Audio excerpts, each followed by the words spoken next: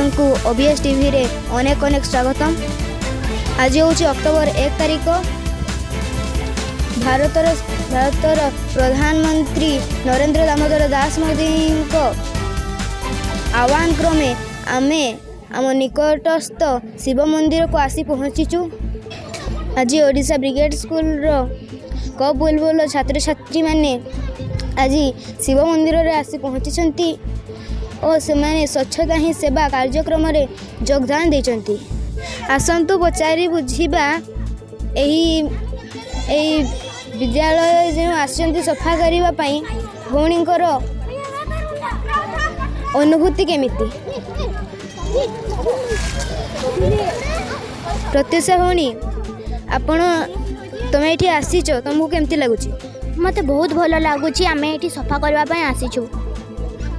चलते आउ जने भौणी को पचारि बुझिबा।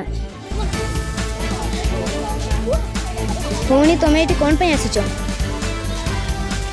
आम विद्यालय रे सेप्टेम्बर 15 तारिख रु अक्टोबर 2 तारिख पर्यंत स्वच्छ सेवा कार्यक्रम हुए। से आम मंदिर को आसीचु। यही वर्ष नुह, यह प्रत्येक वर्ष होउची। धन्यवाद। चलते आउ जने भौणी को पचारि बुझिबा। भौणी तमे एमती दिने ही करो ना सबुदिन सफा करो? आम सबुदिन सफा करूँ। आम प्रत्येक दिन विद्यालय रे जहाँ सब आवर्जना पड़ी थाए आम ताको डस्टबिन रे पकाऊ।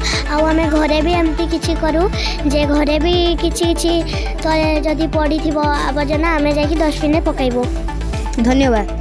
चलते जने भाई को पचारि बुझिबा। भाई तुम ये सफाई करूछ तुमको केमती लगुच? मते बहुत खुशी लगुच। आपण मैंने देखिपे पिला माने केते उत्साह सहित स्वच्छता ही सेवा कार्यक्रम रे योगदान देउछंती।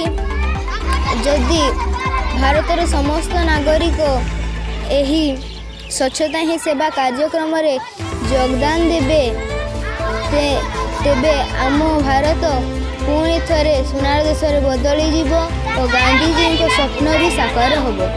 झारपखरिया मु अंबिकेश पाढ़ी, पुन्नी रिपोर्टर, ओबीएस न्यूज।